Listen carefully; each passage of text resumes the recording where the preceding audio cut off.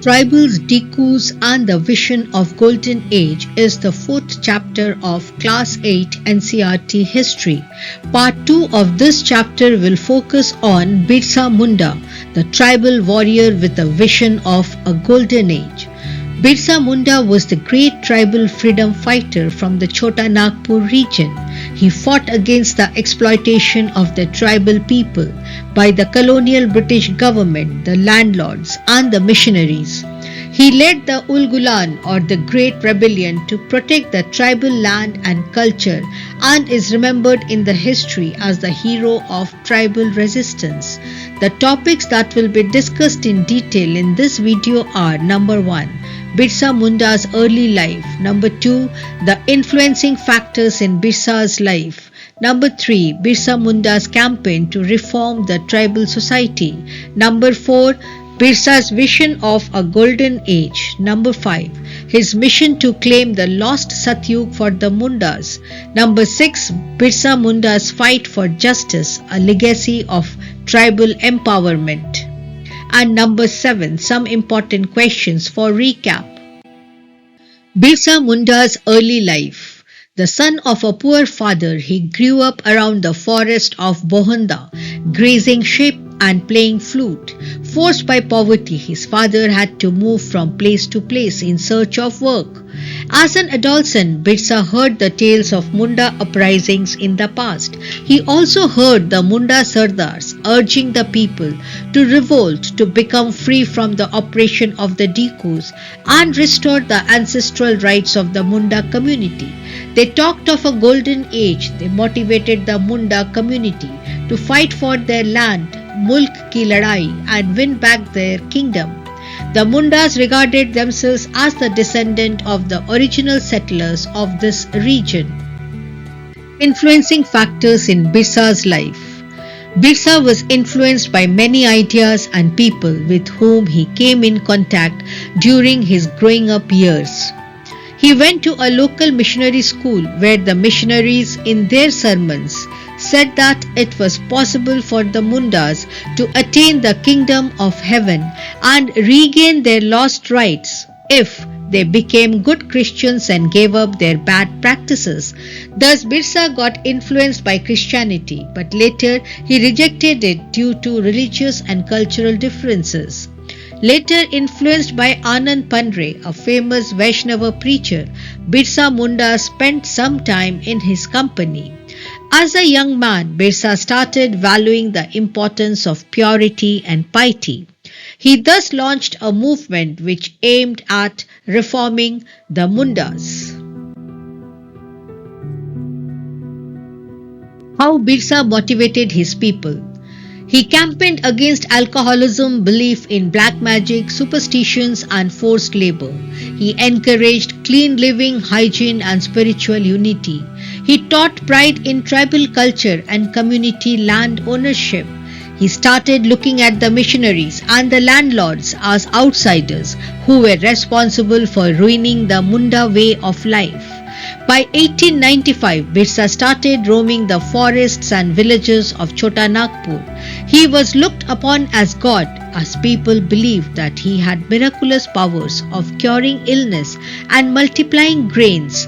Birsa declared that God had appointed him to save his people from troubles and free them from the slavery of the Dikus. Soon thousands of tribals started following Birsa Munda and looking up to him as God. Birsa's vision of golden age. Birsa began inspiring his followers by evoking memories of a golden age, a Satyug, a time when the Mundas were free and lived in harmony, free from oppression and injustice. They constructed embankments, tapped natural springs, planted trees and orchards, and practiced cultivation to earn their living. They did not kill their brethren and relatives, they lived honestly. Birsa encouraged and motivated his people to once again work on their land, settle down and cultivate their fields so that the Mundas could reclaim the golden age they once enjoyed.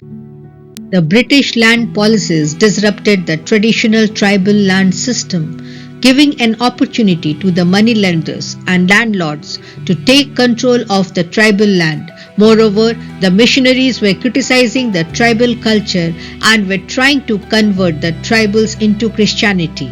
Birsa identified all these forces as the causes for the misery and sufferings of the Mundas, and with the support of his followers led a movement against all these forces.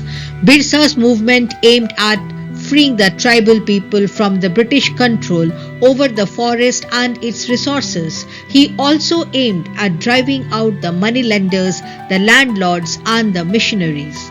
The British officials were thus worried about the political aim of Birsa, as he was fighting to set up a Munda Raj with himself as its head. Birsa's movement. As the movement spread, Birsa started mobilizing the Mundas against the British control and the Dikus. He used the symbol of white flag, which signified their aspirations for self-rule and freedom from British colonial authority. The British officials thus decided to act against Birsa. Birsa was convicted on the charges of rioting and imprisoned for 2 years in 1895. When he was released in 1897, he continued with his mission of establishing a Munda Raj under his leadership. He used the traditional symbol and language to rouse people and urged them to destroy the Ravanas.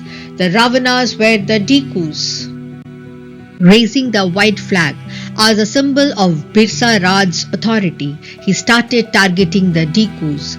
Birsa's followers launched attacks on police stations and churches, looted the property of moneylenders and landlords. They began targeting all the symbols of Dikus and the European power.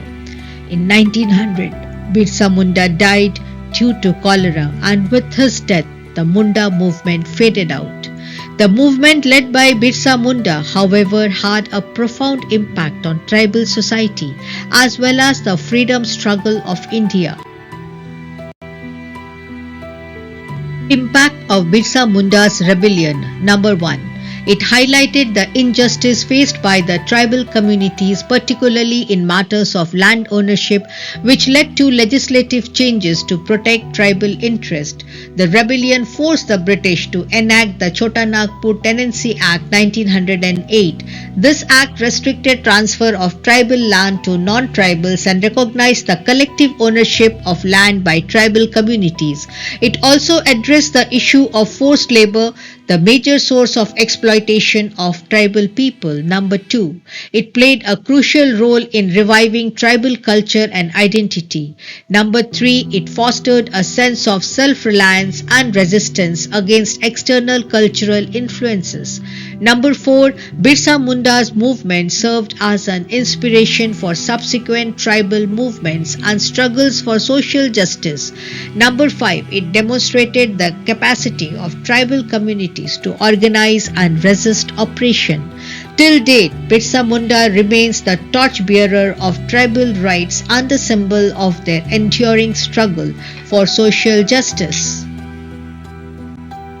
Some important questions for recap. Number 1. Throw light on Birsa Munda's early life. Number 2.